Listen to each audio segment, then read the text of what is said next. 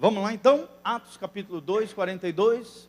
Eu vou continuar nessa noite, amados, a ministrar a palavra que eu comecei há 3 domingos atrás. Aí nós tivemos outros preletores nos últimos 2 domingos, mas nós queremos dar sequência a essa palavra chamada Marcas de uma Igreja Ideal. Quais são as marcas de uma igreja ideal? Como é a igreja segundo o coração de Deus? Quais são as marcas, as características dos verdadeiros cristãos?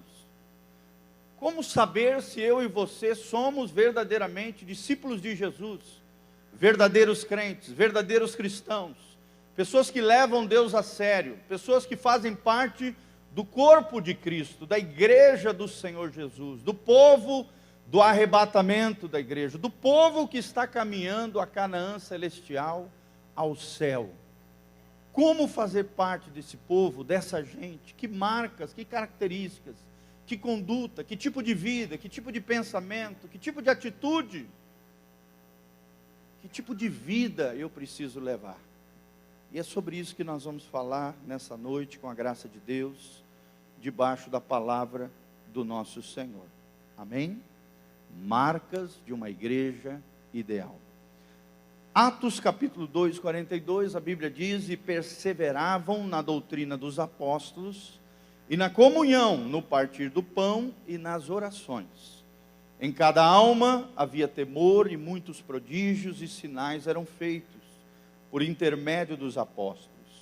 Todos os que creram estavam juntos e tinham tudo em comum. Vendiam as suas propriedades e bens, distribuindo o produto entre todos, à medida que alguém tinha necessidade. Diariamente perseveravam unânimes no templo, partiam pão de casa em casa e tomavam as suas refeições, com alegria e singeleza de coração, louvando a Deus e contando com a simpatia de todo o povo. Enquanto isso, acrescentava-lhes o Senhor dia a dia os que iam sendo salvos. Feche os seus olhos, coloca a mão no seu coração, vamos orar diante do Senhor. Pai, nós estamos aqui diante da Tua palavra bendita, nós nos humilhamos diante dela. Se alguém precisa mudar, esse alguém sou eu, esse alguém são os meus irmãos. Pelo poder do Teu Espírito, Pai, muda o que precisar mudar no nosso interior, na nossa vida. Nós queremos as características de Jesus. Nós queremos essas marcas da igreja ideal, da igreja segundo o coração de Deus, da noiva de Cristo, do povo que o Senhor tem separado para levar para o céu. Senhor, nós queremos Te consagrar essa noite, este momento, que o Teu Espírito Santo flua desse altar, que use a minha vida debaixo da Tua graça e misericórdia. Fala com o Teu povo, fala conosco. Nesta noite, Pai, ministra aos nossos corações. É o que nós Te pedimos de todo o coração, em nome de Jesus. Amém e amém. Quais são as marcas de uma igreja ideal? Querido, esta palavra que vos ministro nessa noite, é uma palavra que é fruto da leitura de um material do John Stott, um teólogo inglês, extraordinário, um grande homem de Deus, que nunca se casou, por incrível que pareça, um pastor, um líder, que fez um voto de abstinência, se dedicou totalmente a Deus na Inglaterra, numa das maiores capelas, foi um preletor aos reis, às rainhas, aos duques, às grandes autoridades inglesas, e também esse grande homem de Deus escreveu obras maravilhosas, comentários bíblicos, e num dos seus escritos me chamou muito a atenção essas marcas da igreja ideal, e com base nessa frase que ele lançou, o Espírito Santo começou a alimentar algo dentro do meu coração, e como fruto dessa ministração do Espírito ao meu coração, num tempo devocional com Deus, Deus me deu essa palavra para o seu coração, para as nossas vidas, em nome de Jesus. Então, querido, abra o seu coração, para que Deus fale com você nessa noite. Quais são as marcas de uma igreja ideal? Eu vou nomeá-las todas. Nós já vimos 2 delas, vou repetir, mas são 1, 2, 3, 4, 5, 6, 7 marcas de uma igreja segundo o coração de Deus. A primeira marca que nós já tratamos, já falamos, já mencionamos, é a marca do amor. E nós já falamos um pouquinho sobre isso, vou só repetir rapidamente. O amor é a marca do corpo de Cristo. Se Cristo é a expressão máxima de Deus e do amor de Deus pelos seres humanos, se nós queremos ser uma igreja segundo o coração de Deus, precisamos ter o amor embutido, tatuado, estampado no nosso coração, na nossa vida. Amém? É a marca de Cristo e deve ser a marca dos verdadeiros cristãos. Se nós pudéssemos resumir Deus numa só palavra, sem errar, a Bíblia diz que Deus é amor. Amém? Então você também quer ser como Deus, querido?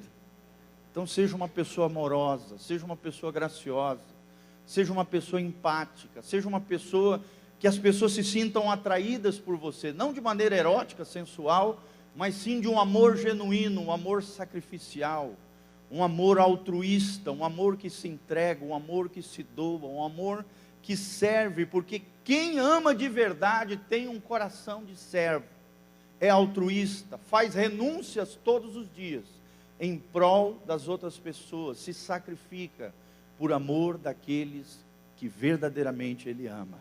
Amém? E a Bíblia é mais dura ainda, ela fala que nós temos que amar até os nossos inimigos. Sim ou não?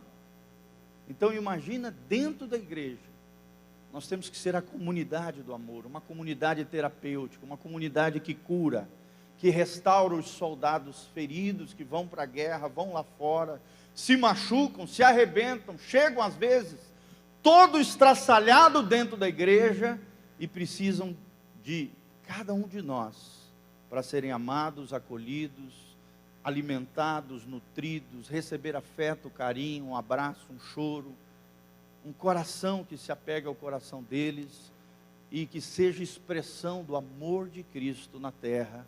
Assim deve ser a igreja do Senhor Jesus. Amém?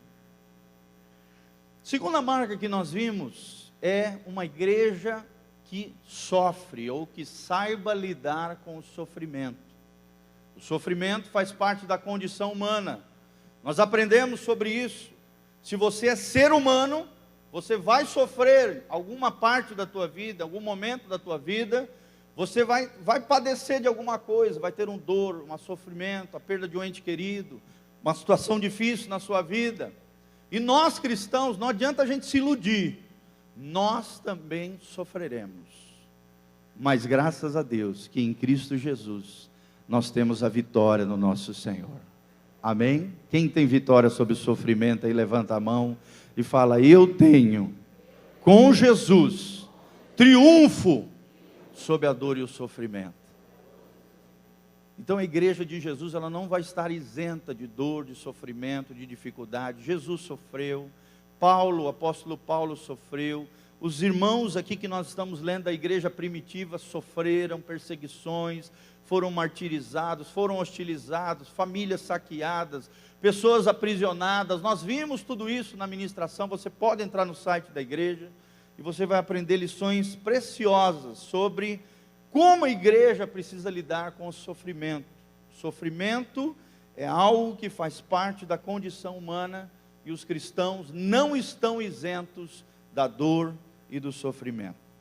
E hoje, pela graça de Deus, nós queremos continuar falando acerca da santidade. Amém? Santidade. Santidade é o que diz a palavra de Deus. Mas onde é que está isso no texto que nós lemos? Olha o que a Bíblia diz no 42. E perseveraram na doutrina dos apóstolos. Nós vamos falar mais para frente sobre isso, sobre a sã doutrina. E na comunhão.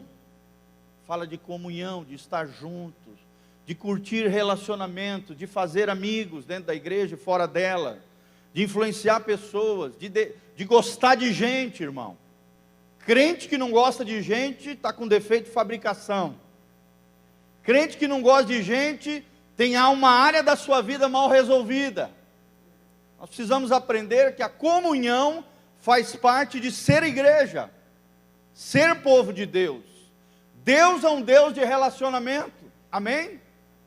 E o diabo é o contrário, é um destruidor de relacionamento. O projeto dele é destruir relacionamento, destruir amizade, destruir casamento, destruir relacionamento, filhos com pais, destruir qualquer tipo de relacionamento. Mas Deus é um Deus de restauração de relacionamentos.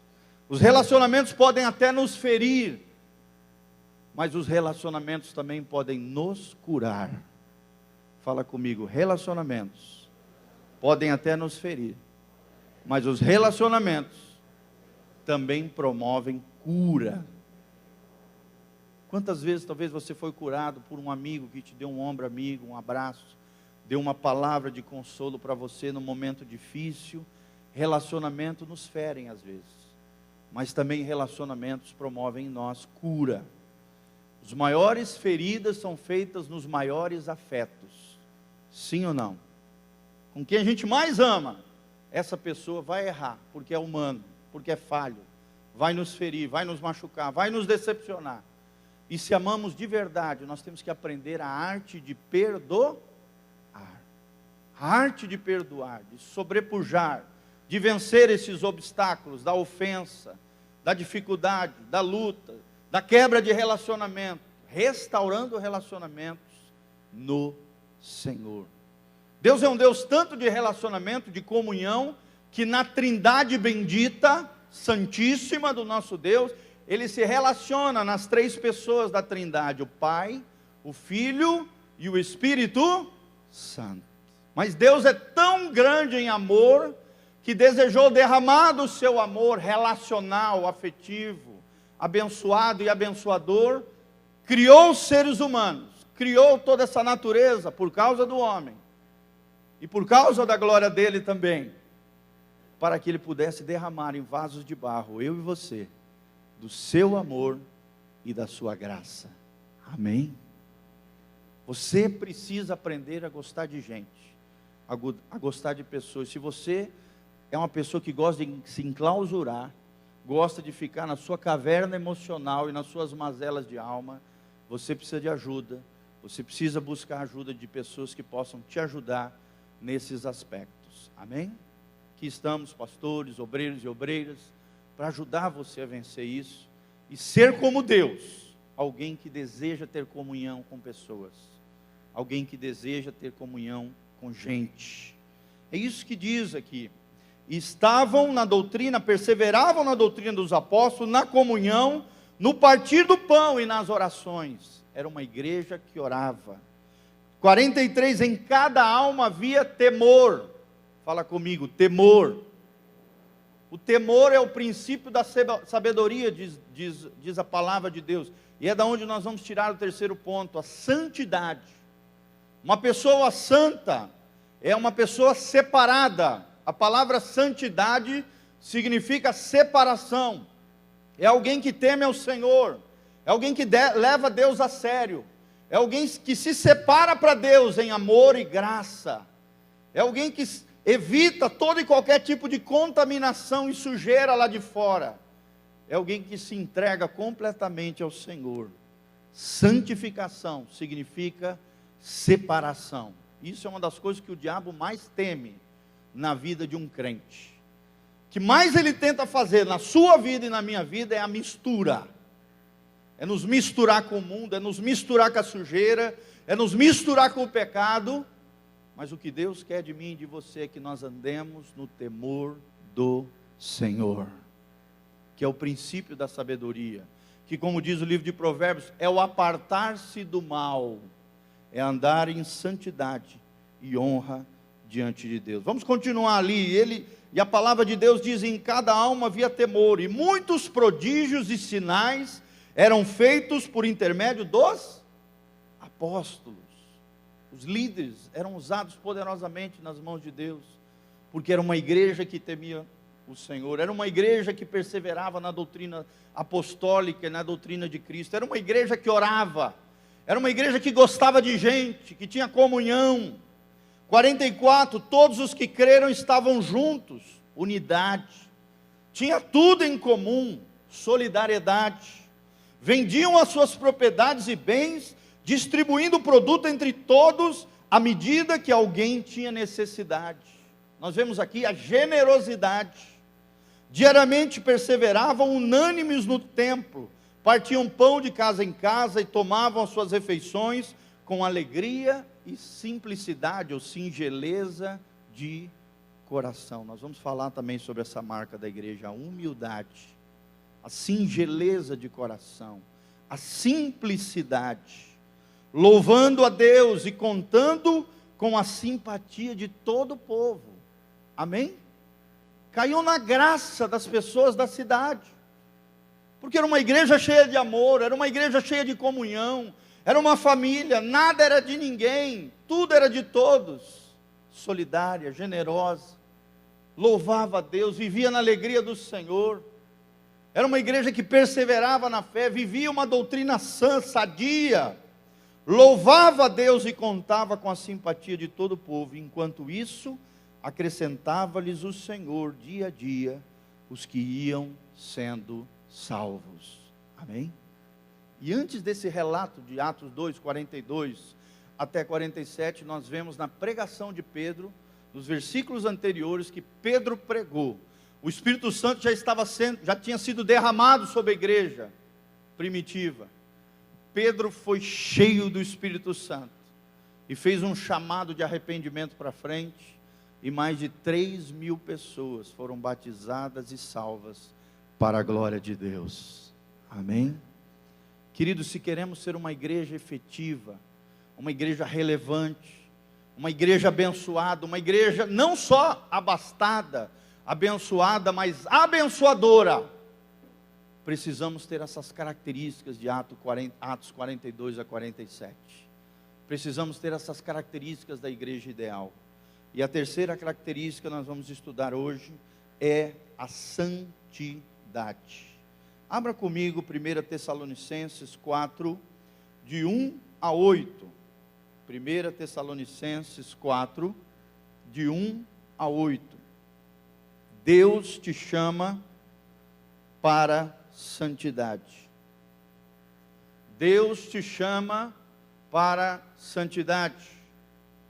1 Pedro 1,16, a Bíblia diz, segura aí em Tessalonicenses: sede santos, porque eu, o Senhor vosso Deus, sou santo. Mateus capítulo 5, no Sermão do Monte, Jesus diz: bem-aventurado os puros de coração, porque estes verão a Deus. Quem quer ver Deus aqui, gente? Levanta as duas mãos para o céu e fala: eu quero ver a glória de Deus. Fala comigo: eu quero ir para o céu. Porque se ver a Deus, amado, é ver a glória de Deus, a manifestação de Deus na terra, mas também, amado, é ver a Deus quando chegarmos no céu. A Bíblia diz que nós ali o veremos como Ele é. Já não haverá mais pecado, mas sim um novo corpo glorificado, que nós receberemos no arrebatamento da igreja, um corpo abençoado, sem pecado, um corpo cheio de glória, um corpo, sabe, glorificado como Jesus tem hoje lá na glória, sentado à direita de Deus Pai. Nós veremos Jesus como Ele é. Nós veremos o seu trono de glória, cheio de anjos cantarolando e cantando, miríades e miríades de anjos cantando e louvando, adorando aquele que reina para todos sempre, Jesus de Nazaré. Querido, mas para ti ver Deus na terra e no céu, para você ser bem-aventurado, bem-aventurado significa 1000 vezes feliz, ou felicíssimo, ou muito feliz, abençoado, você precisa de pureza de coração, santidade. Pureza de coração fala de pureza de motivação, fala de pensamentos puros, de uma vida reta, santa, íntegra, correta com o nosso Deus. Alguém que leva Deus a sério, alguém que vive a santidade. Deus diz para mim e para você, não é opção para o cristão, é mandamento: sede santos, porque eu, Senhor vosso Deus, sou santo. Se você quer caminhar com Deus, você precisa de santidade. Se você quer ser noiva de Cristo, adornada, preparada para a volta de Jesus, e Jesus está voltando, irmãos, Hoje mais do que nunca vemos isso, não é verdade? Família sendo solapada de tudo quanto é lado, sujeira, imundícia de tudo quanto é lado. É mídia, televisão, é internet, é tudo, é sujeirada, é esgoto, é a esgotosfera para tudo quanto é lado. E nós se desviando daquela sujeirada toda e dizendo: eu quero Jesus, eu quero Deus, eu quero a santidade, eu quero viver a vida que agrada o Senhor. Nós podemos viver uma vida santa diante de Deus, amados. Nós podemos ser santos. Santo não é uma pessoa perfeita. Tem gente que pensa assim, né? Ah, lá vem o santinho, né? E a gente pensa que ele é perfeitinho. Não. Ele é pecador como eu e você, mas ele se agarra na graça de Deus. A força dele não é ele, não são os seus talentos, não são as suas habilidades, não é a sua profissão, não é o seu patrimônio. A força dele é a graça de Jesus, o sacrifício de Jesus, a obra de Cristo na cruz, levando Deus a sério, temendo o Senhor em todo tempo e em todo lugar. Querido, será que você é alguém que teme ao Senhor? Será que você conhece o Deus da Bíblia? Porque tem gente aí que está servindo um monte de Deus, menos o Deus da Bíblia. Tem gente que está servindo a pombagira, tem gente que está servindo Mamon, o Deus dinheiro, pombagira, o Deus da imoralidade sexual. Tem gente que está servindo, né, várias castas aí demoníacas que existem, Zé Pilintra, o Deus das drogadições e dos vícios e das compulsões, Preto Velho, todas essas entidades da Umbanda, da macumbaria, que são entidades, são demônios, são falsos deuses que estão sendo adorados e alimentados através de pecados. Os demônios se alimentam de pecados humanos, eles se fortalecem, eles agem na natureza pecaminosa dos homens e tentam levar os homens às suas inclinações, às suas paixões, aos pecados. Por isso que nós temos que mortificar nossa carne todos os dias, vivendo uma vida que agrada o Senhor, uma vida no Espírito, uma vida jejuada, uma vida disciplinada, uma vida com domínio próprio, uma vida de oração, uma vida de palavra, uma vida consagrada, uma vida de adoração, uma vida de santificação diante do Senhor. Amém? Mas vamos ver aqui o que Paulo fala em 1 Tessalonicenses 4, versículo 1. Preste bastante atenção, amado, se existe um texto mais claro acerca de santificação e honra, eu não conheço, pelo menos. Para mim é esse texto de Paulo aos irmãos que estavam na cidade de Tessalônica. Por isso, uma epístola de Paulo aos irmãos tessalonicenses. 1 Tessalonicenses 4:1. Olha como é que é o título desse trecho: exortação à prática da santidade.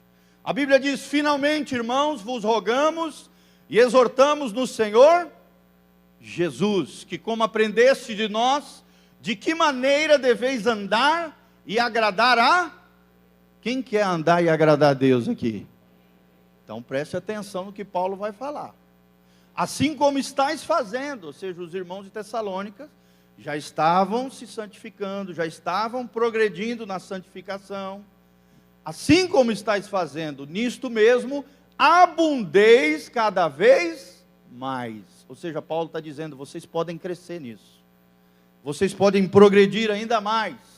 Vocês podem se santificar ainda mais. Porque a santificação, olha a palavra, santificar mais ação.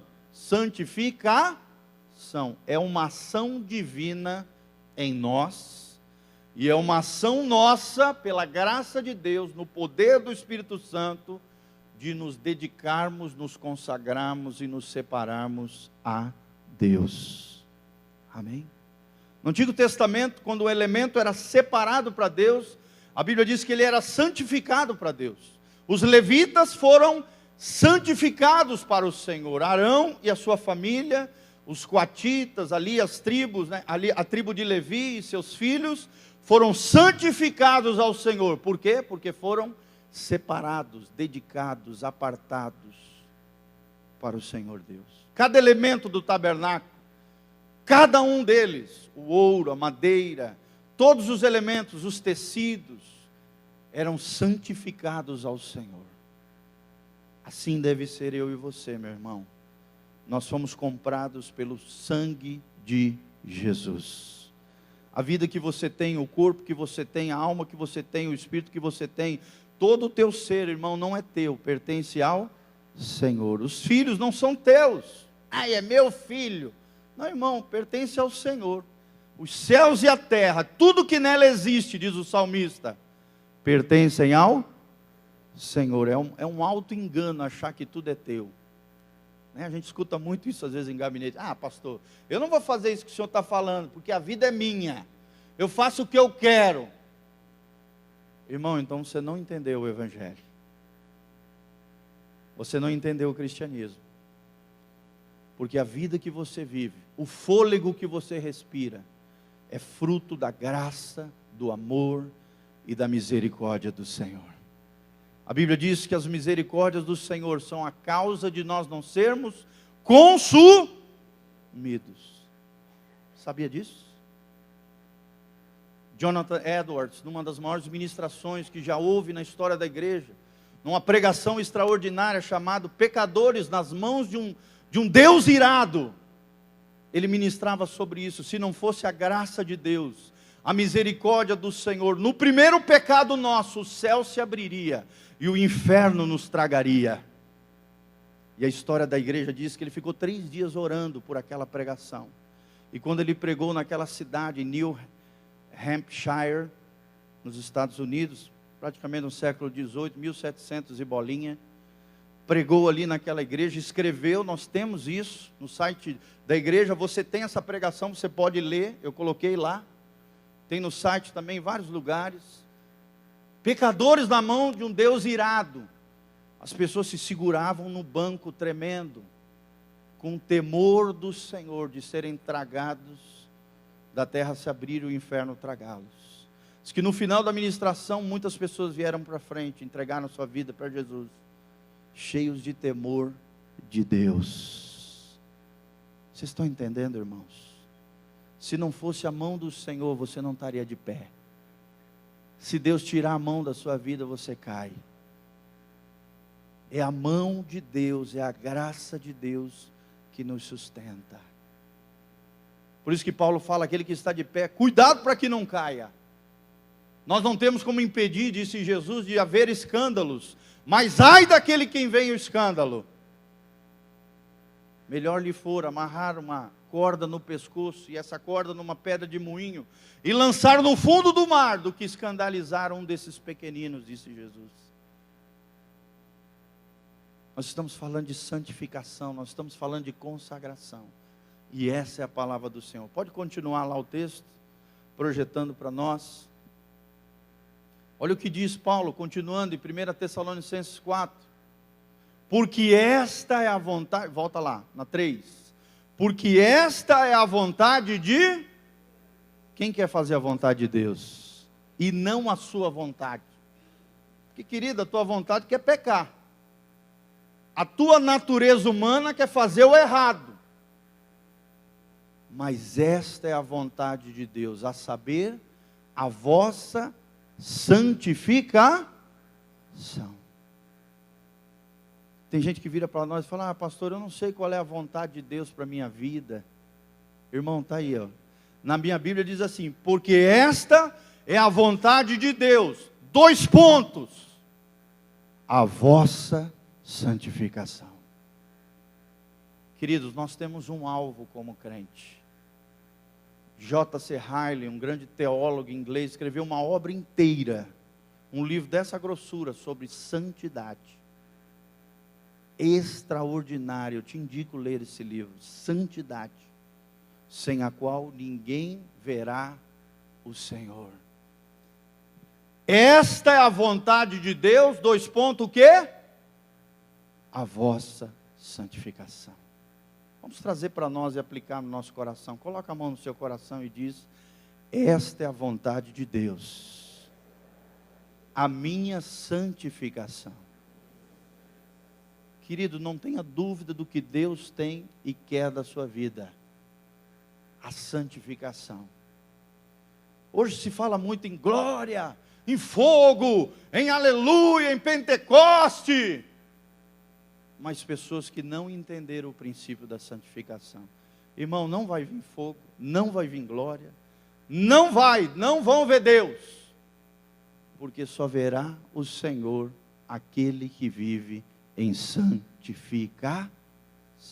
O diabo não tem medo do teu título acadêmico, o diabo não tem medo do teu dinheiro, irmão, o diabo não tem medo da sua posição, talvez na igreja.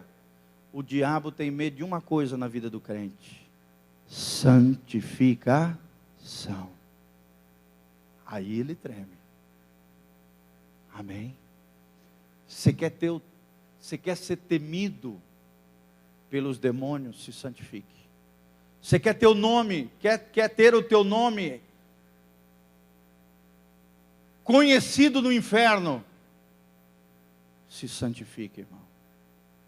Essa é a vontade de Deus, a nossa santificação. E aí Paulo começa a expandir, começa a ampliar que tipo de santificação Deus quer de mim e de você.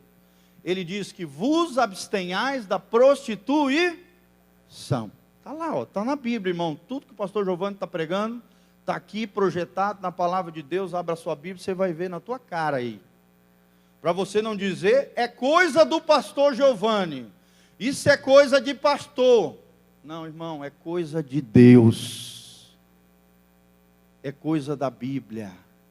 É palavra de Deus. Se você quer viver uma vida de maneira que venha agradar o Senhor, esta é a vontade de Deus. O quê? A vossa santificação. Que vos abstenhais da prostituição. Pastor, como assim? Abstenhais da prostituição é deixar de lado, é não se envolver, é dizer não para a prostituição. Aí talvez você diga assim: ah, pastor, mas eu não vendo o meu corpo nas esquinas. Pastor, eu nunca vendi meu corpo no prostíbulo. Querido, prostituição na Bíblia, você pode ver em outras versões da palavra de Deus, vai estar escrito imoralidade sexual. Jamais você vai agradar o coração de Deus se envolvendo com imoralidade sexual. Eu não consigo entender crentes nascidos de novo, vindo na igreja, ficando anos amigado na igreja, irmão. Isso é errado, isso é pecado, tem que consertar. Isso é imoralidade sexual.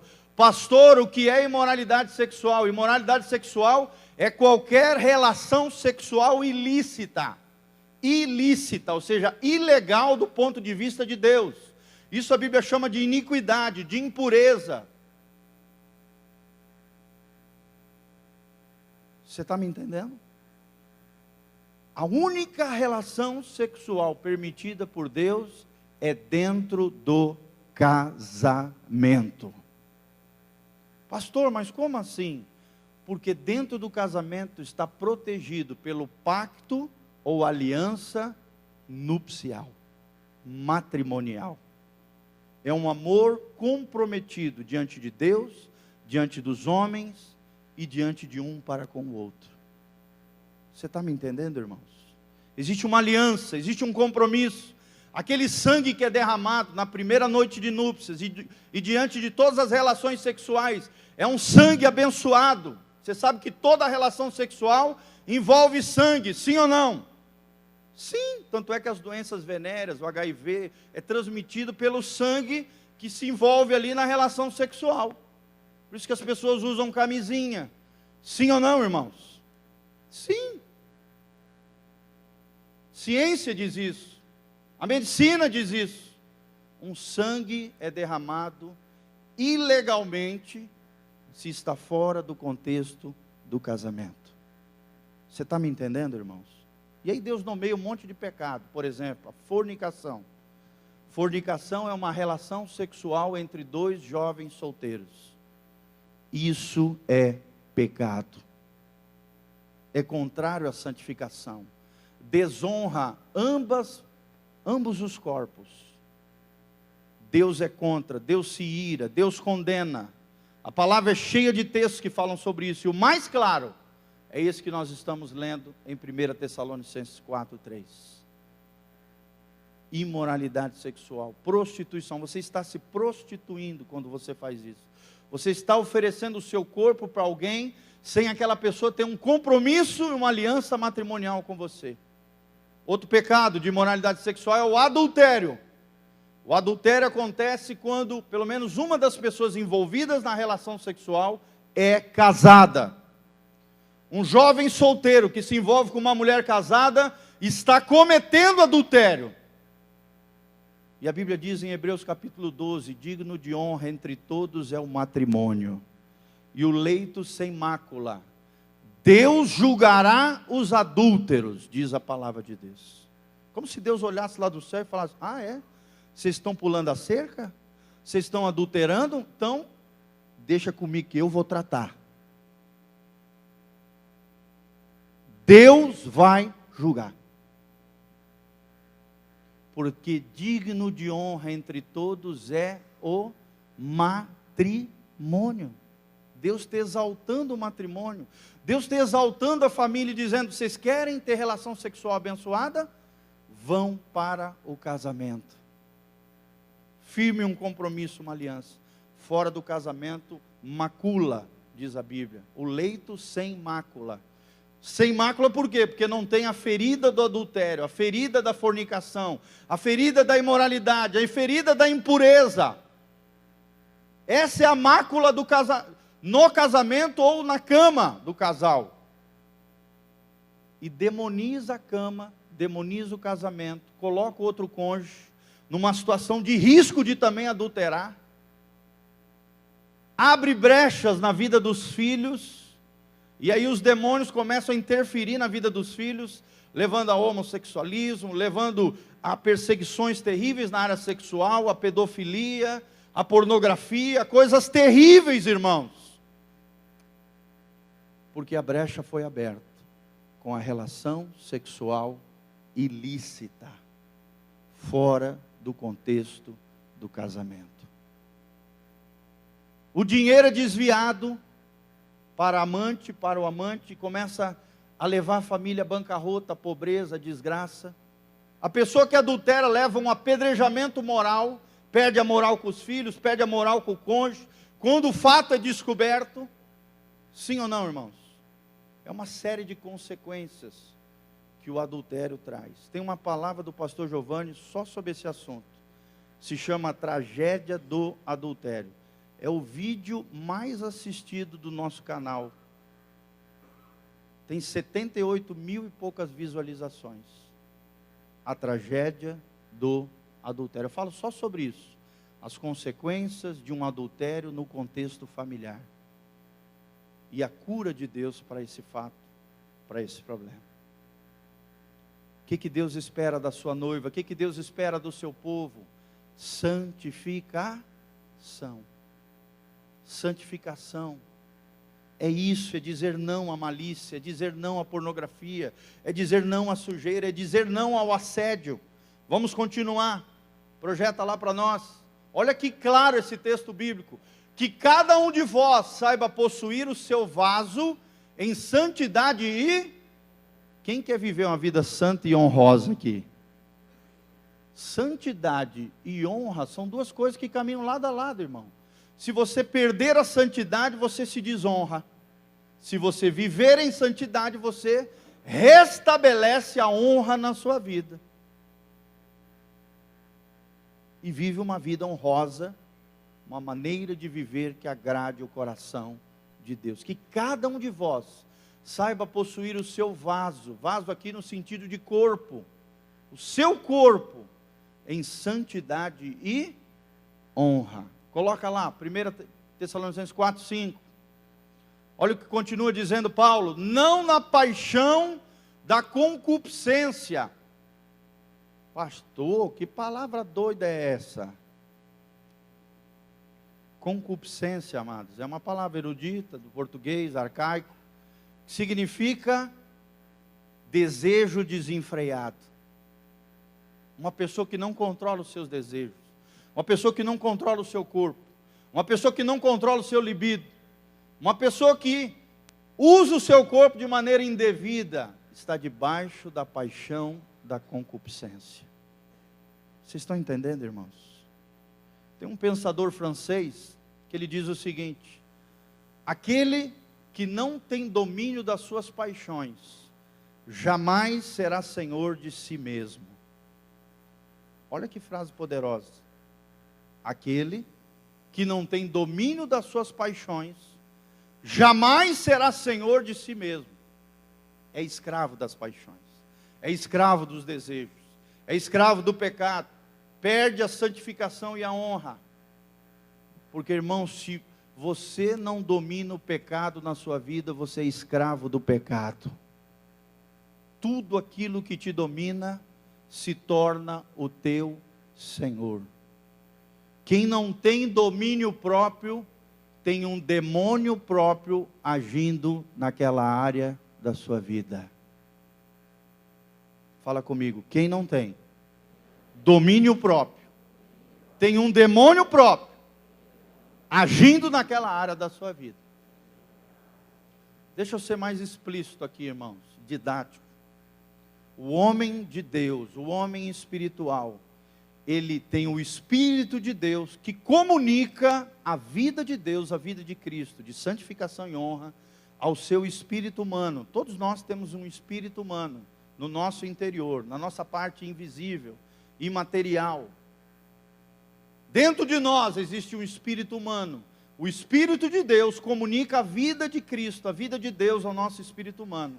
Esse espírito humano, se somos de Deus, se nascemos de novo, se somos do povo do Senhor, o espírito humano, dominado pelo Espírito Santo, domina, toma o controle da alma, que é o centro da personalidade humana, e subjuga e domina o corpo. Então o homem espiritual, ele tem espírito dominando a alma, que domina o corpo. Amém? Agora, como é que é o homem carnal? O homem carnal é o homem que ainda não entendeu a obra de Jesus. O Espírito Santo não está dominando a vida dele. Ele tem o corpo dominando a alma e o espírito humano está apagado, morto. Por isso que em Efésios 10 diz: vós que estavais mortos espiritualmente, Deus sendo rico em misericórdia, vos deu vida juntamente com Cristo. Nós que estávamos mortos nos nossos delitos e pecados. Vocês estão entendendo, irmãos? Quando o teu corpo domina a tua alma e o teu espírito, é porque teu espírito está morto. É porque algo precisa mudar na sua vida. Talvez você nunca tenha nascido de novo. Você precisa nascer de novo. E a maior marca do novo nascimento é a santificação. É dizer não para o pecado, irmão. Enquanto você não diz não para o pecado, e você tem pecados cíclicos, continuamente, você vai pecando nas mesmas áreas, isso significa que você está num ciclo de derrota. Ciclo de derrota. Eu vou apanhando, pecando, errando, falhando, pum, pum, pum, pum, pum, pum, pum, pum, pum. Você está num ciclo, você está num quadro perigosíssimo espiritualmente falando. Um quadro de derrota espiritual, irmão. E Deus não te chamou para ser derrotado. Amém? Deus te chamou para ser mais do que vencedor. Acho lindo um trecho de Romanos que diz: o pecado não terá mais domínio sobre vós, porque já não estáis debaixo da lei do pecado e da morte, mas sim debaixo da graça de Deus. Quem quer ficar debaixo da graça de Deus aqui, levanta a mão. Então você não pode aceitar um quadro de derrota na sua vida, irmão. Você precisa se santificar. Santificar. Um tempo sem pecar naquela área. E se possível, quando se trata de sexualidade, jamais errar com relação a isso. Eu vou repetir, olhe para mim aqui, todo mundo. Tem gente que está distraído. Toda relação sexual fora do casamento, o sangue é derramado para um demônio. E você abre portas espirituais para o demônio agir e ter interferência espiritual na sua vida. Eu não estou dizendo que você vai ficar endemoniado, mas pode até ficar. Eu me lembro a primeira vez que eu expulsei um demônio. No México eu tinha 18 anos de idade. Estava pregando em espanhol, comecei a pregar em espanhol no México, numa favela mexicana. Nós estávamos ajudando, apoiando uma igreja lá, pregando a primeira vez em espanhol, e eu ministrando sobre a vida de Deus e tal, papapá. De repente caiu uma moça lá no fim, aquela barulheira, aquele piseiro, e os obreiros ali e tal. Aí fui lá, oramos, expulsamos o demônio da menina. Aí fui perguntar para ela: querida, mas como é que entrou esse demônio aí? Ah, não, é que eu estava tendo relação sexual com o meu namorado. Crente desviado. Como é que o demônio entrou? E o demônio falou através da boca dele, que entrou pela relação sexual ilícita.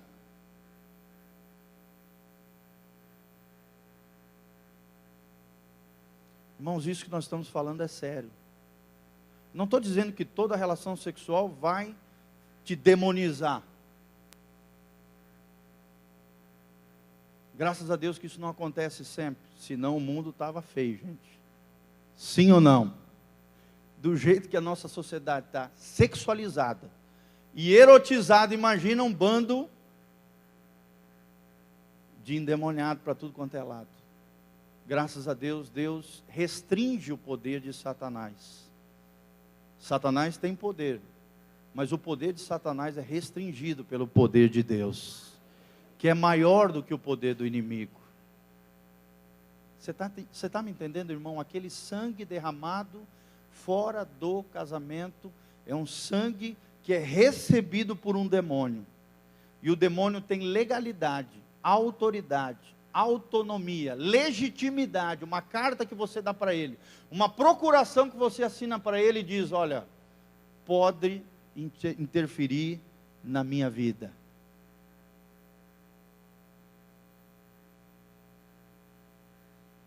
Vocês estão entendendo, irmãos? É duro falar sobre isso, mas é necessário, ainda mais nos dias de hoje. E graças a Deus, Deus me deu coragem disso. Santidade, sem a qual ninguém poderá ver o Senhor. Sede santos, porque eu, Senhor vosso Deus, sou santo. Continua lá, nós já estamos terminando. Continua. Ninguém iluda, engane ou defraude nisso a seu irmão. Seu irmão aqui pode ser um crente ou pode ser qualquer pessoa lá fora.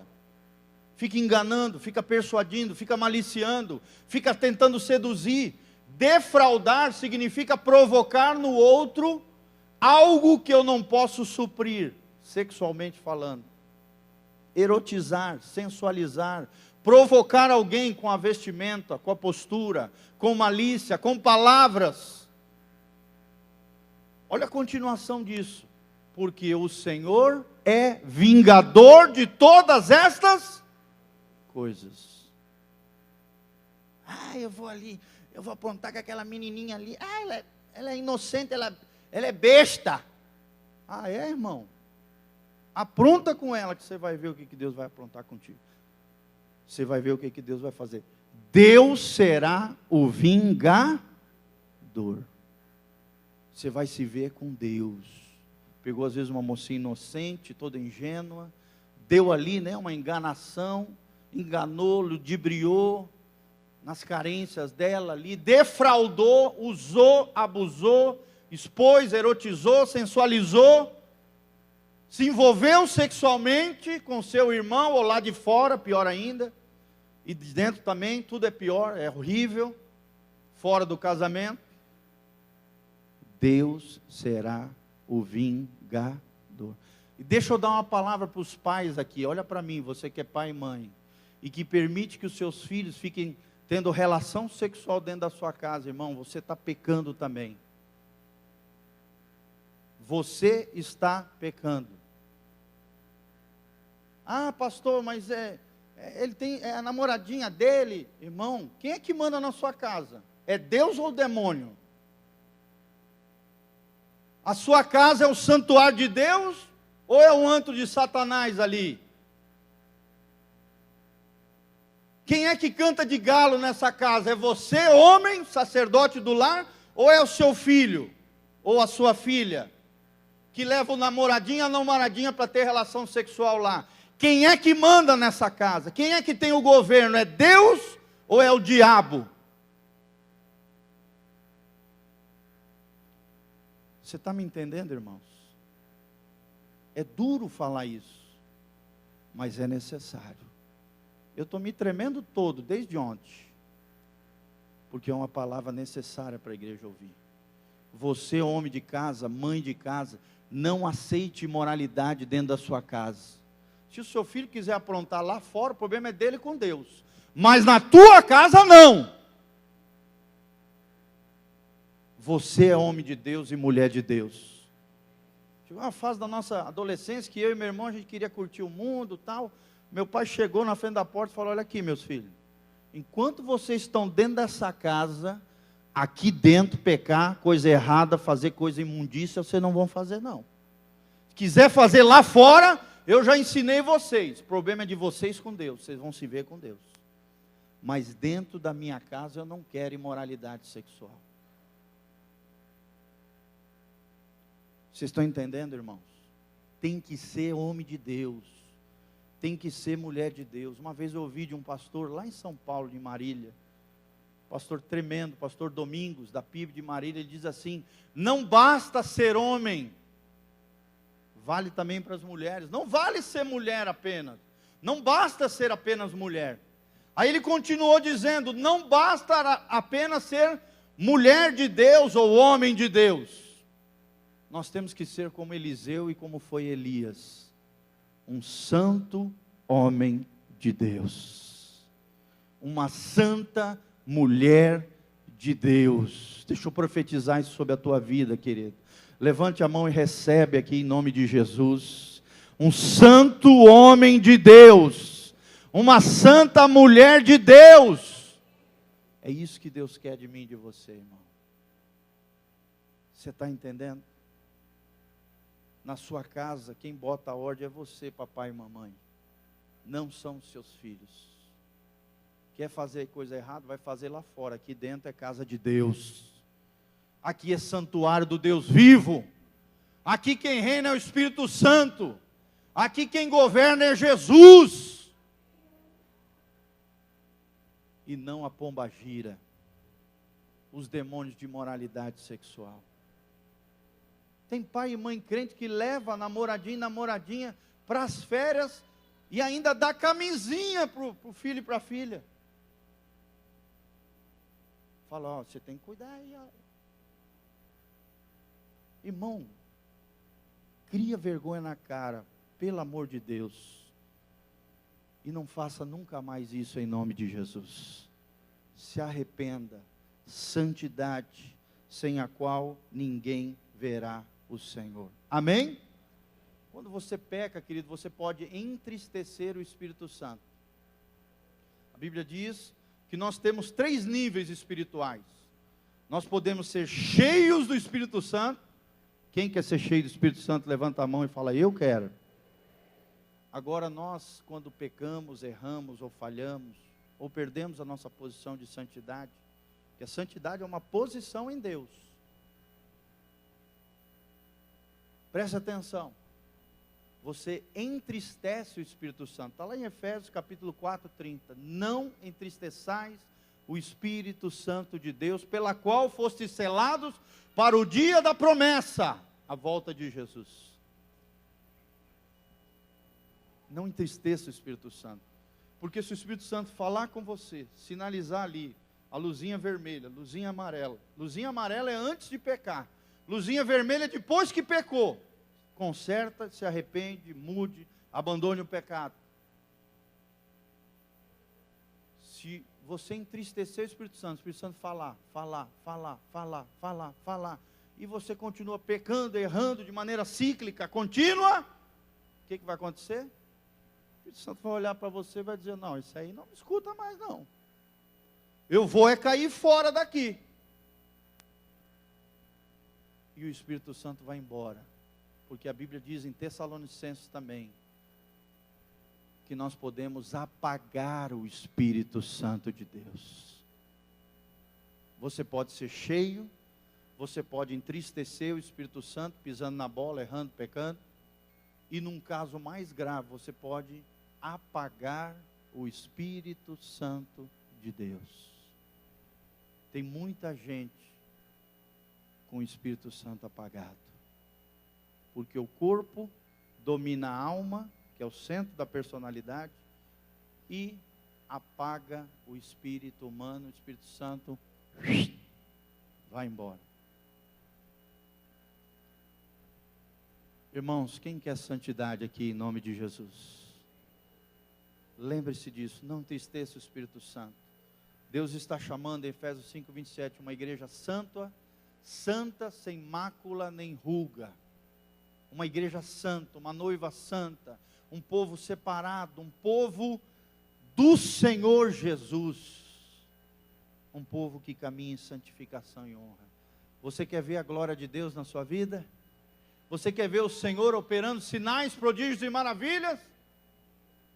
Olha o que diz Atos 43 aqui. E havia temor do Senhor. Por isso os apóstolos operavam sinais, prodígios e maravilhas.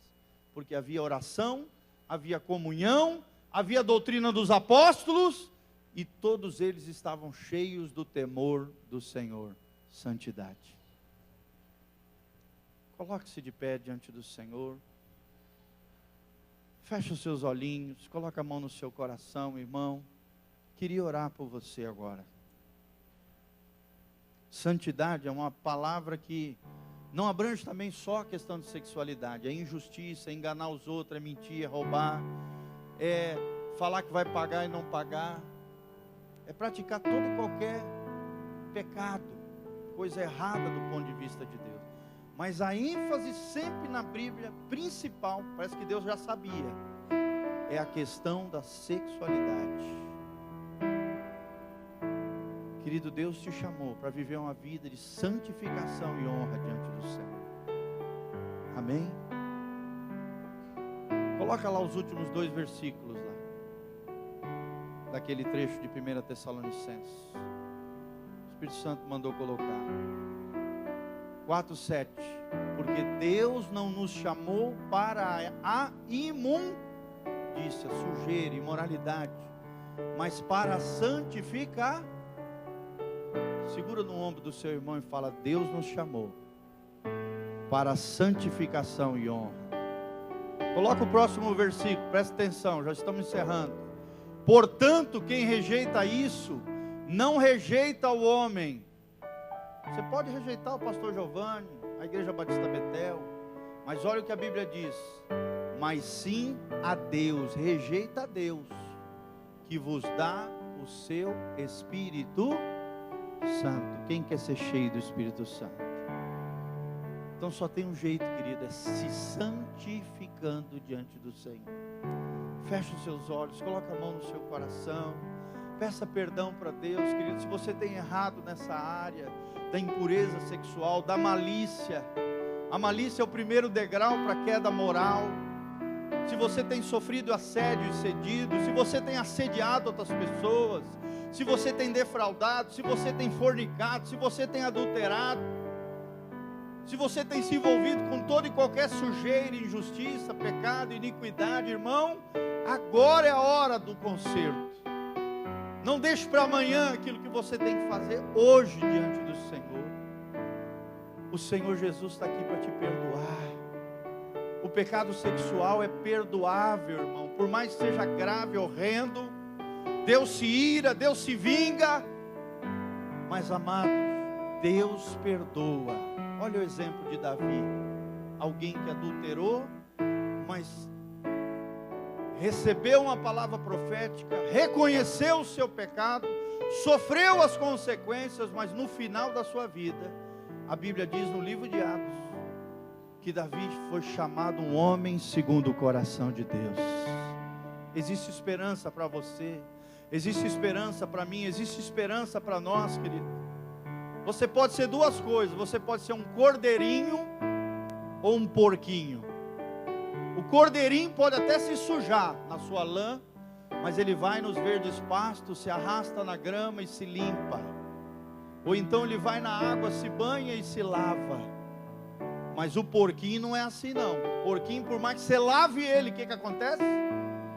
Ele não pode ver uma sujeira, um lodo, uma lama. Ele vai correndo para a sujeira. Irmão, Deus não te chamou para ser um porquinho.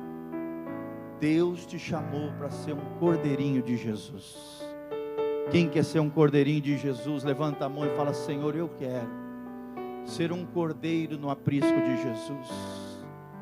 Senhor, eu quero santificação. Senhor, eu quero a vida honrosa. Senhor, eu quero a vida digna. Senhor, eu quero essa marca da igreja ideal. Senhor, eu quero a marca desta igreja de Cristo. Senhor, eu quero agradar o teu coração. Senhor, abençoa os meus irmãos agora, Pai, em nome de Jesus. Capacita-os a vencer as tentações, as inclinações da carne, ó Deus, os sofismas, as fortalezas, a permanecerem incorruptíveis no mundo corrompido, no meio de tanta sujeira, que eles digam não ao pecado, não à imundícia, não à imoralidade, e digam sim a Jesus. Digam não ao pecado, não à sujeira, e sim para Jesus. Que haja arrependimento, que haja contrição de espírito, que haja quebrantamento, que haja abandono de relacionamentos errados, que haja abandono de comportamentos equivocados, que o homem e a mulher de Deus se levantem como homens e mulheres de Deus, santos homens e mulheres de Deus, separados, apartados, consagrados ao Senhor Jesus. Pai, abençoa a tua igreja, santifica, purifica, dá-nos domínio próprio sobre o nosso corpo, dá-nos capacidade sobrenatural de permanecermos de pé diante do Senhor, em santificação e honra, Pai. Gera arrependimento, gera quebrantamento, gera mudança de vida. Só o Senhor pode fazer isso, através da tua palavra, Senhor, através do teu poder e da tua graça bendita. Eu quero Jesus, eu quero ir para o céu, eu quero ser povo de Deus, eu quero ser nação santa, povo de propriedade exclusiva, peculiar do Senhor Jesus. Em nome do Senhor, abençoa o teu povo, derrama a tua glória, a tua graça, que o mesmo Espírito de santidade que estava sobre Jesus, que estava sobre os profetas de Deus, que estava sobre os grandes personagens da história da igreja, esteja sobre os nossos amados irmãos, em nome de Jesus.